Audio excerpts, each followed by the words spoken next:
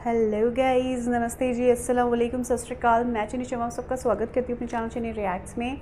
आज हम जिस वीडियो पे रिएक्शन करने वाले हैं वो एक मॉरल स्टोरी होने वाली है जिसका टाइटल है एक नेक लड़की और आशिक जिन का वाक़या।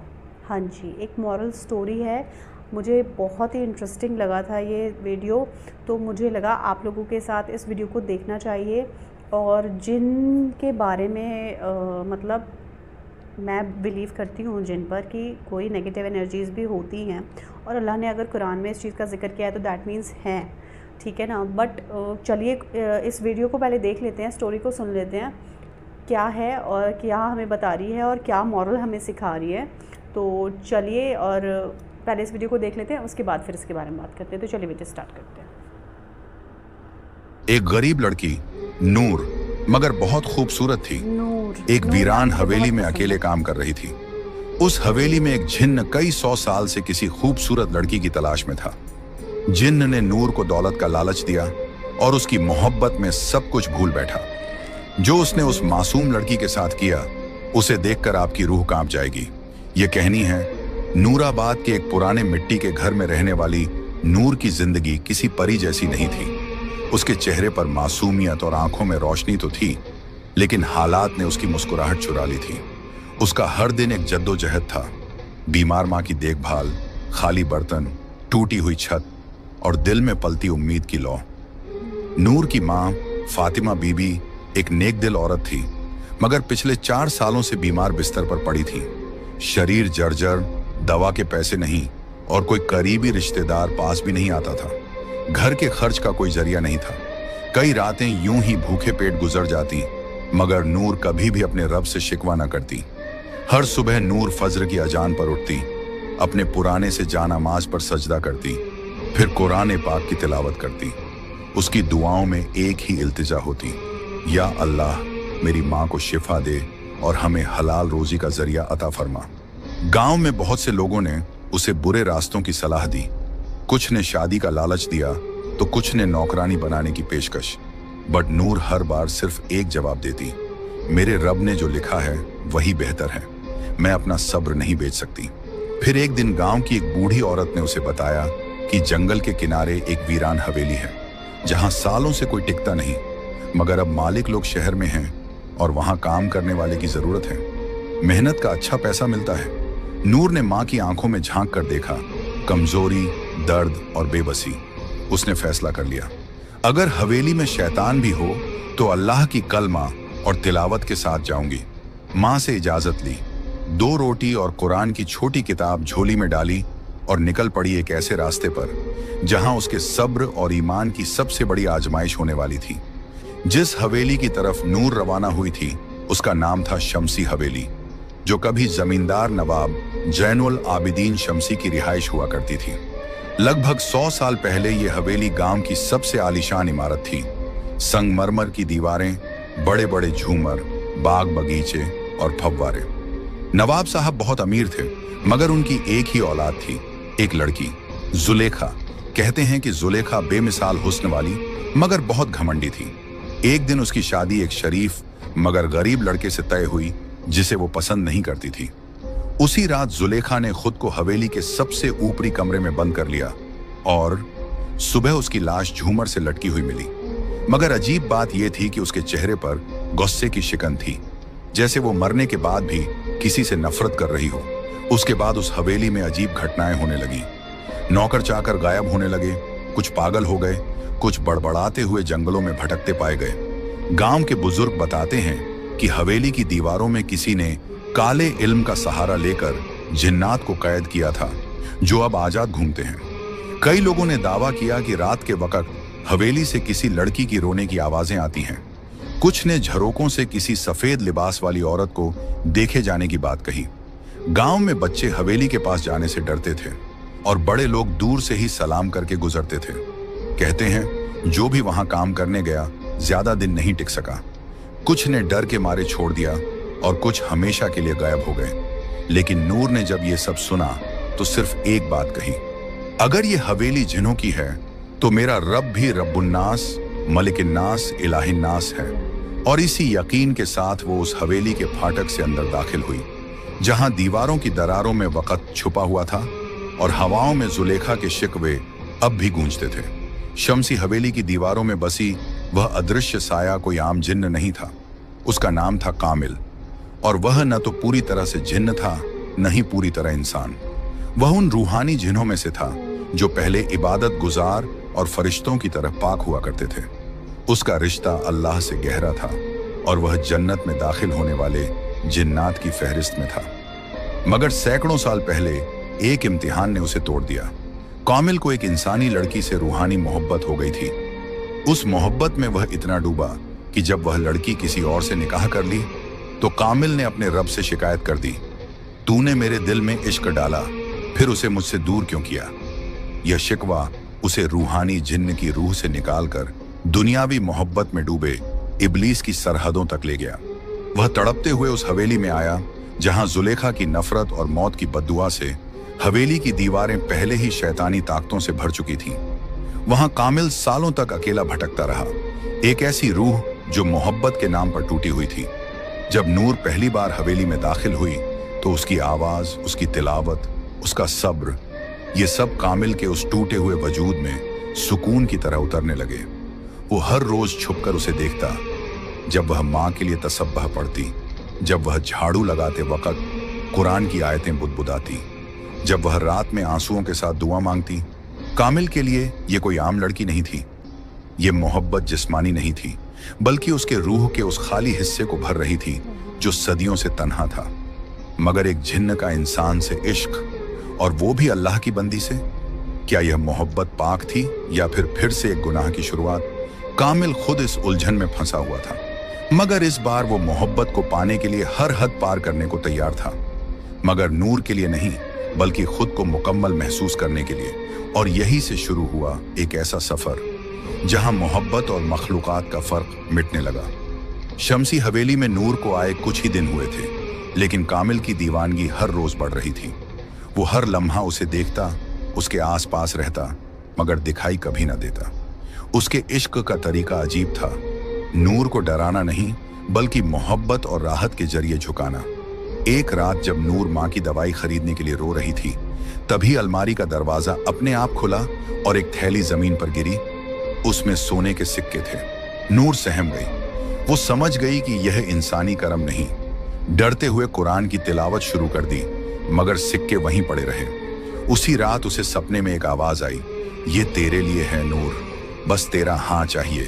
तुझे और तेरी माँ को जिंदगी भर कोई तकलीफ नहीं होगी। नूर की आंखें खुलीं और उसने उसी वक्त सजदा किया, या रब्बी, मुझे तेरा दिया हुआ सब्र और फक्र ही काफी है।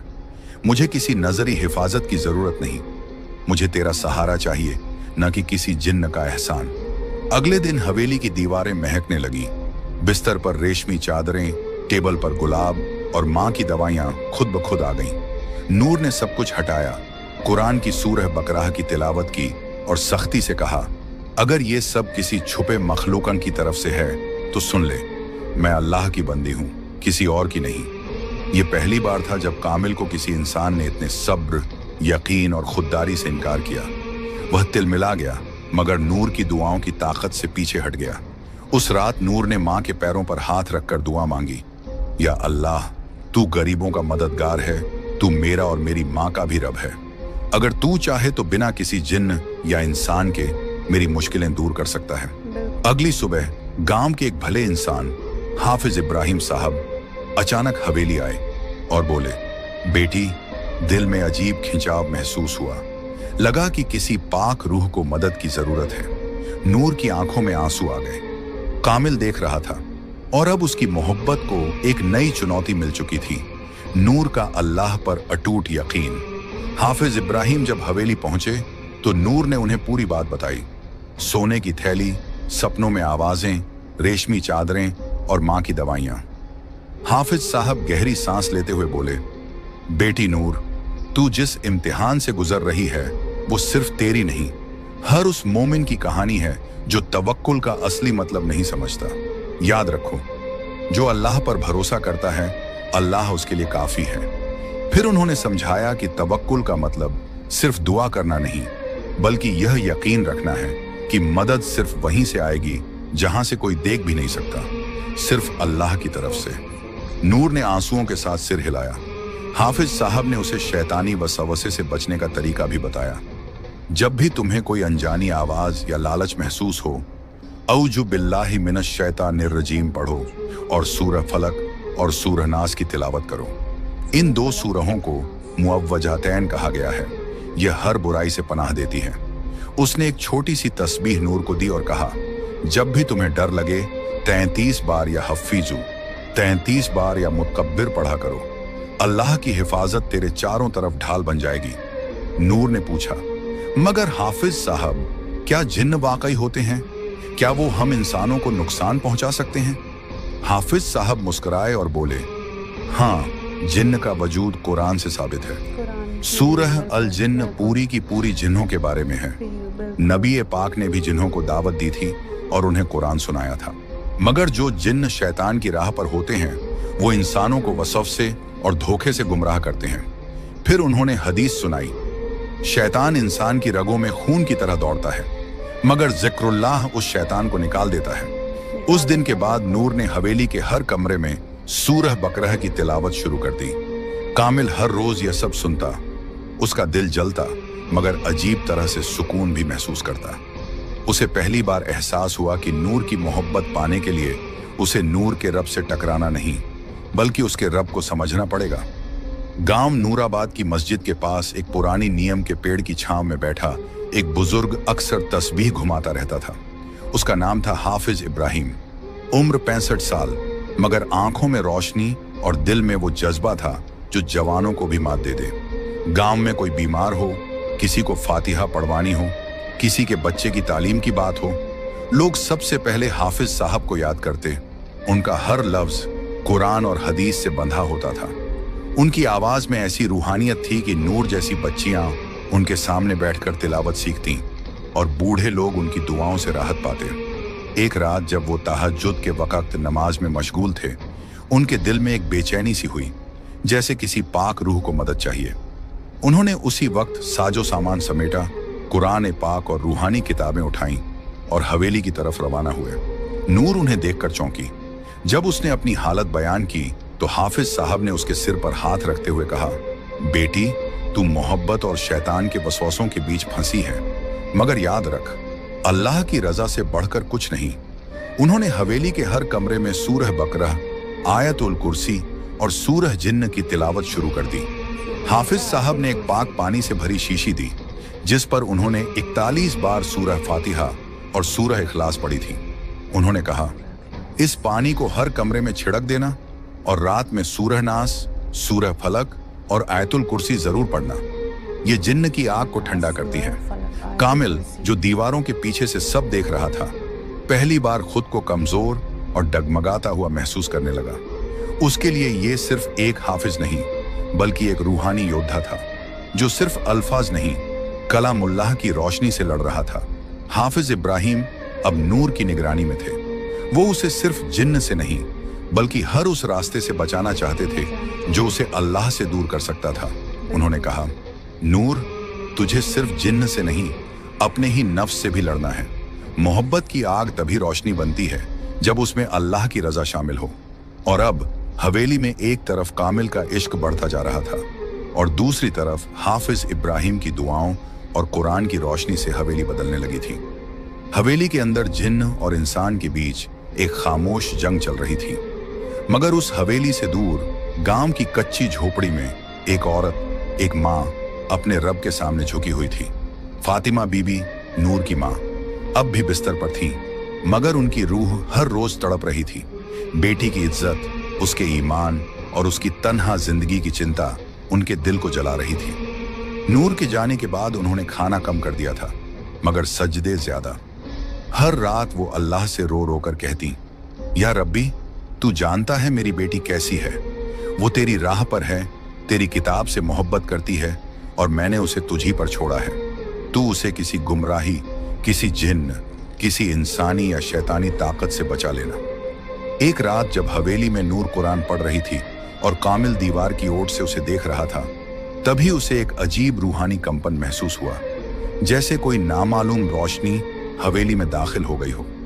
कामिल पीछे हटा और पहली बार उसे घुटन महसूस हुई।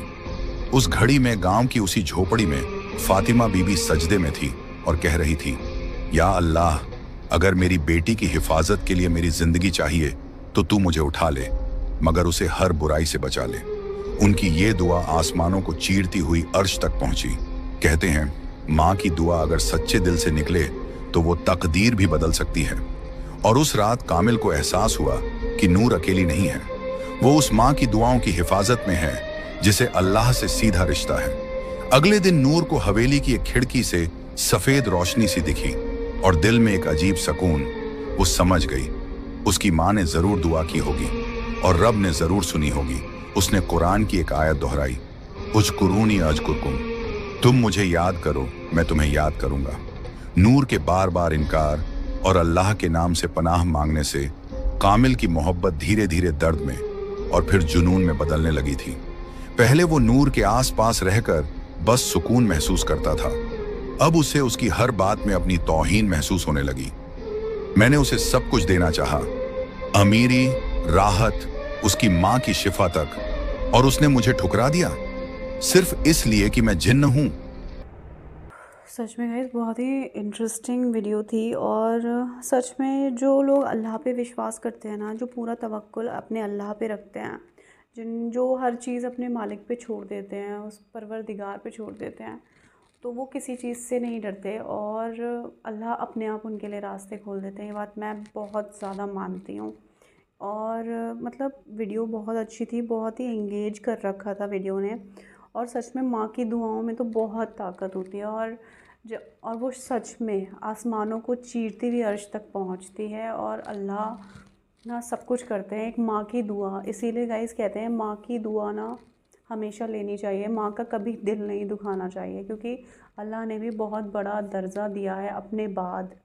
ठीक है, अपने बाद, अल्लाह के बाद माँ बाप को कितनी बड़ी वो दी है। आप खुद सोचिए ना, माँ के पैरों में जन्नत बताई गई है और बाप को जन्नत का दरवाज़ा बताया गया है। तो ये एक छोटी बात नहीं है, ये बहुत बड़ी बात है, समझने वालों के लिए बहुत बड़ी बात है। ठीक है, और जो ना समझना चाहे तो उनको हम कुछ नहीं कह सकते, अल्लाह ही उन्हें अकल दे और हिदायत अता करें। ठीक है ना गाइस, मुझे तो बहुत ही इंटरेस्टिंग और बहुत ही ब्यूटीफुल वीडियो लगी। जो बस अल्लाह पर तवक्कुल रखिए गाइस, अल्लाह बड़ी बड़ी मुसीबतों से निकाल देते हैं। ठीक है, बस उस परवरदिगार पर अपना ईमान पक्का होना चाहिए और कुछ नहीं, बस।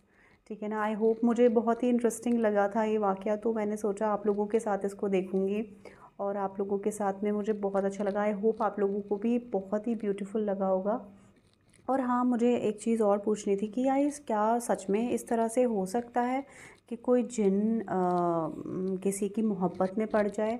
ऐसे केसेस कभी हुए हैं? मतलब पता नहीं, जिन तो खैर है, जिन तो होते ही हैं, ये बात फैक्ट है, क्योंकि अगर कुरान में अल्लाह ने इस चीज़ का जिक्र किया है और सूरह अल जिन पूरी कुरान का मतलब सूरह अल जिन उनके ऊपर एक पूरी सूरह है, तो दैट मीन्स जिन का वजूद तो है और अल्लाह ने उन्हें आग की लपटों से बनाया है, और ये बात तो फैक्ट है। और मतलब पर ये चीज़ पॉसिबल है कि जिस तरह की स्टोरी ये बताई गई है कि ऐसा कोई जिन किसी की मोहब्बत में पड़ सकते हैं। ठीक है, और रात में तो खैर आयतुल कुर्सी की बहुत फजीलत होती है, पढ़नी ही चाहिए, मैं तो रोज़ पढ़ती हूँ, उसको बिना पढ़े मैं नहीं सोती, ताकि अल्लाह हर एक चीज़ से हमारी हिफाजत करें।